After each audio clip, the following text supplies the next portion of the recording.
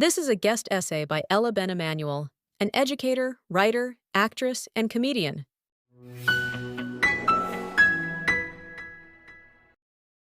I grew up in a town with barely enough Jews to fill a quorum.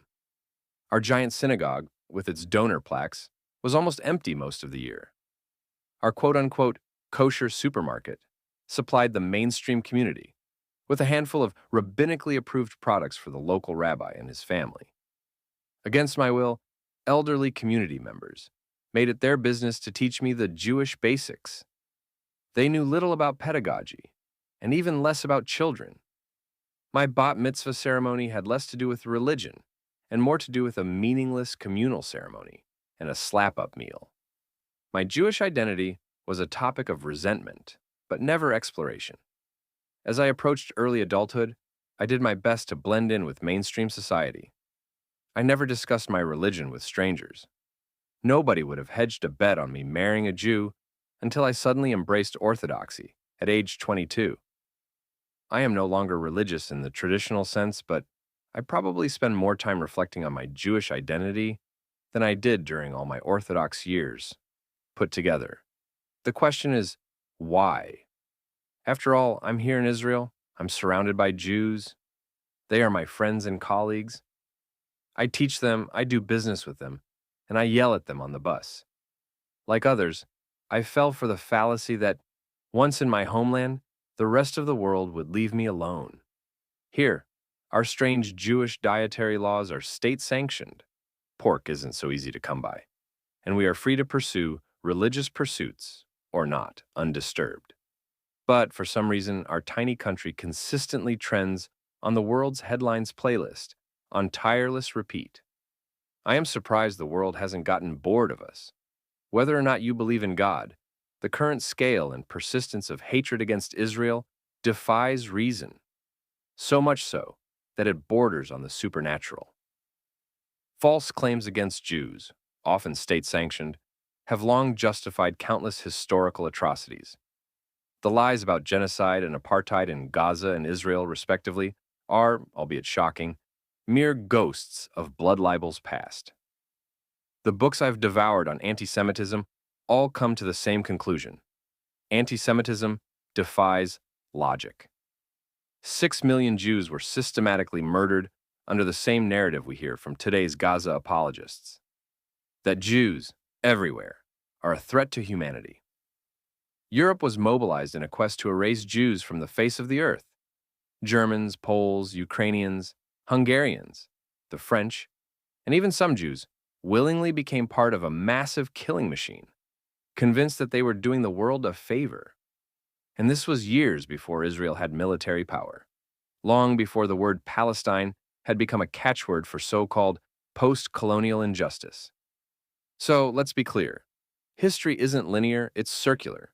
The same classic anti-Semitism, now cloaked in new guises, amplified by social media, global outrage, and echo chambers.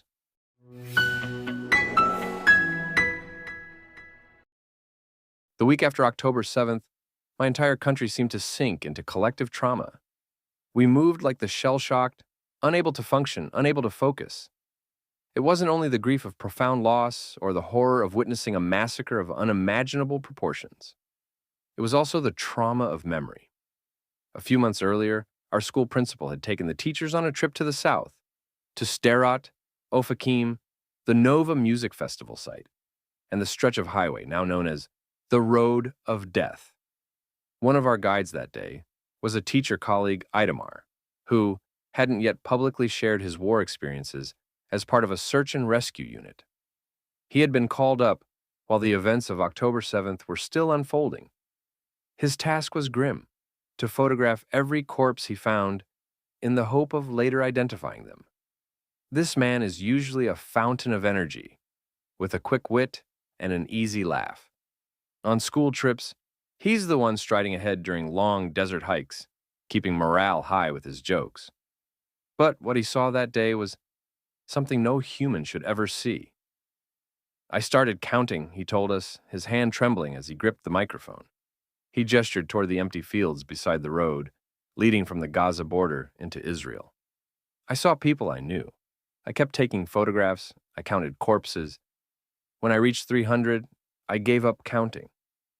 Let that sink in. Then imagine photographs of piles of dead bodies in black and white, piled like garbage, with numbers, from the not-so-distant past. This is all too familiar. Yet we hoped. We hoped that finally the world would wake up and see the truth. A comedian joked about how the world's reaction to October 7th came in the form of a parcel with a "do not open after" date. We thought there was a good chance that the world would suddenly understand, empathize, and act. But the clock was ticking. Against us. Again. Listening to Itamar's account, or showing the world videos of murder, brutalization, rape, and babies being burnt to death in ovens, will not help us win in the court of public opinion. God knows we tried. I have read articles online sympathetic to Israel, and others that scream the word genocide at us, blaming us for October 7th. The trauma rears its ugly head again. Outrage is cheap. Truth takes work, and most people can't be bothered. As the saying goes, a lie can travel halfway around the world before the truth puts its boots on. And in today's outrage economy, those lies about Israel are not just faster, they're weaponized by emotion, made immune to fact.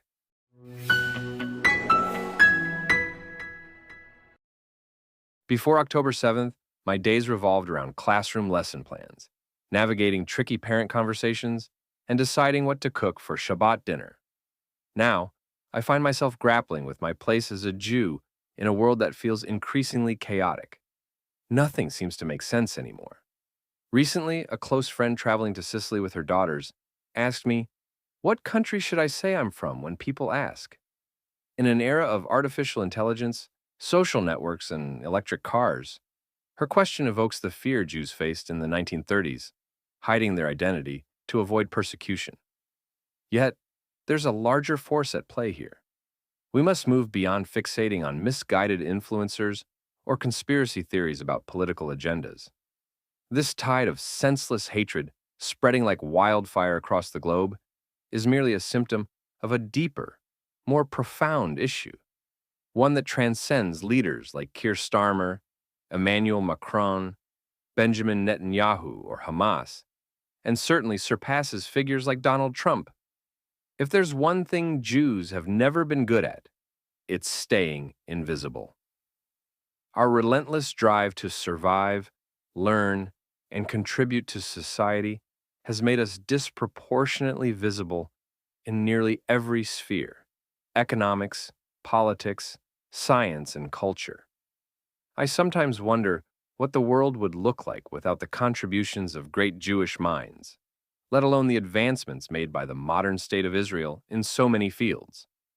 In rabbinic literature, Tikkun Olam, literally repairing the world, emerges as a legal and moral principle, urging Jews to uphold justice, mend societal flaws, and foster global harmony.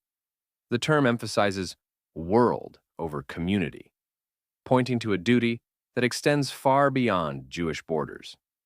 When I was religious, I recited the Aule Nu prayer each Shabbat morning, often glossing over its call to Tikkun Olam, a vision of eradicating idolatry and uniting humanity under a higher moral order. Today, idolatry isn't just statues or passing TikTok trends. It's the embrace of false ideals, cruelty, selfishness, or division that severs our divine connection. Tikkun Olam demands bold action, like young Abraham shattering his father's idols to challenge an entire belief system. My Orthodox sons, however, view Tikkun Olam through Torah study, prayer, and service to God, believing these acts send mystical ripples to repair the world in ways we cannot fully see. I'm not entirely opposed to my son's view of Tikkun Olam. I believe our actions, seen and unseen, carry consequences far beyond what we can measure, whether or not they are rabbinically prescribed. That debate deserves its own essay. 14 years ago, I left Orthodoxy and never looked back, yet I've learned that goodness, devotion, and purpose transcend any single denomination. My secular and traditional students inspire me with their love for the land, their commitment to service, and their readiness to give of themselves, showing that faith alone doesn't define virtue. As my skin has sagged and my perspective has softened, I've come to see room in this small country and vast world for everyone, Orthodox or secular Jew, and non-Jew alike. Each of us has a role in Tikkun Olam, repairing the world in our own way. Never has this call to mend our broken world felt more urgent. With the advent of the 20th century, Tikkun Olam became a cornerstone of Jewish thought and the foundation for Jewish social activism. This time, with the idea that Jews bear responsibility not only for their own moral, spiritual, and material welfare, but also for the welfare of society at large. Tikkun Olam has become a defining principle of modern Jewish identity, framed not only as a personal or communal value, but as a global one. Karl Marx, himself a Jew, was driven by a desire to address social inequality. The Communist Manifesto carries echoes of Tikkun Olam, a vision for repairing society and uplifting the oppressed. But the road to hell is often paved with good intentions. In Marx's case, the vision may have faltered because of a kind of spiritual reductionism, a deliberate severing of moral ideals from any higher spiritual authority. In destroying religion, individual thought, culture, and national identity, communism destroyed the spiritual element essential to Tikkun Olam. Several years back, I took my students on a trip to Mashav, Israel's Agency for International Development Cooperation, established in 1958 Shefaim, a kibbutz in central Israel. I wanted to show them what Israeli soft diplomacy looked like. Mashav trains global leaders in water technology, how to use drip systems and other groundbreaking Israeli water conservation technologies. My students gaped open-eyed at this vision of Tikkun Olam in the wider world. I do not doubt that these wonderful kids will continue to be torchbearers of Israel's legacy. It is my sincere hope that they, too, will share technical expertise with nations in crisis or save lives with new medical technologies. They will do it because they want to make a difference, and not for political posturing. Though I wonder how they'll feel when the world twists their goodwill against us. Our legacy of Tikkun Olam, it is hard for Jews to turn their backs on the suffering of others. Some groups invoke it as a call to advance Palestinian rights. They may conveniently choose to ignore the fact that, tragically, many of the victims of the October 7th massacre were themselves advocates for those very Palestinian rights. Survivors from kibbutzim rooted in coexistence and peace, embodying Tikkun Olam, now face a double betrayal. Their commitment to moral repair was met with unspeakable violence, exposing the painful fragility of idealism in the face of hatred. Tikkun Olam may be a cure, but it's also a weapon used against us. While we are at war with Hamas, the world insists that it is our moral duty to ensure the delivery of humanitarian aid to Gaza, even as Hamas continues to hold our hostages and fire rockets at our cities. The words famine and mass starvation are blasted over the internet. But at no time in history was it declared incumbent on an army to feed its enemy's belligerent population. This is not moral equivalency, it is moral distortion.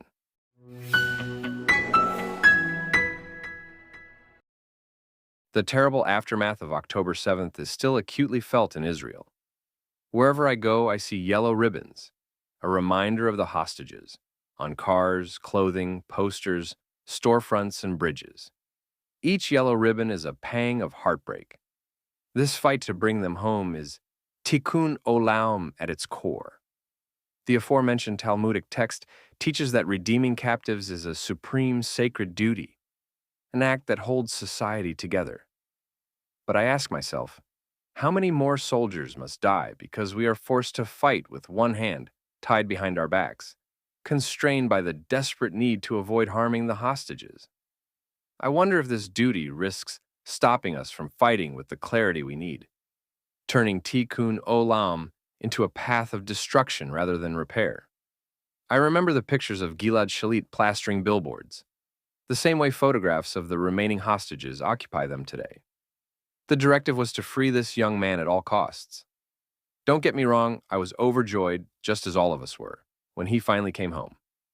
However, the Palestinian masterminds of October 7th were none other than the same murderous terrorists freed during the Shalit deal. Hamas learned that by kidnapping Israelis, they could hold an entire country hostage too. I understand the root of the yellow ribbons. They stem from a deep desire to make the world better. But real Tikkun Olam means having absolute moral clarity. The ultimate act of rectifying the world that rabbinic literature refers to is not just about charity or kindness, but about confronting evil at its roots. A regime that glorifies martyrdom and sacrifices its own children is no different from the worshippers of Moloch, who threw their babies into the flames.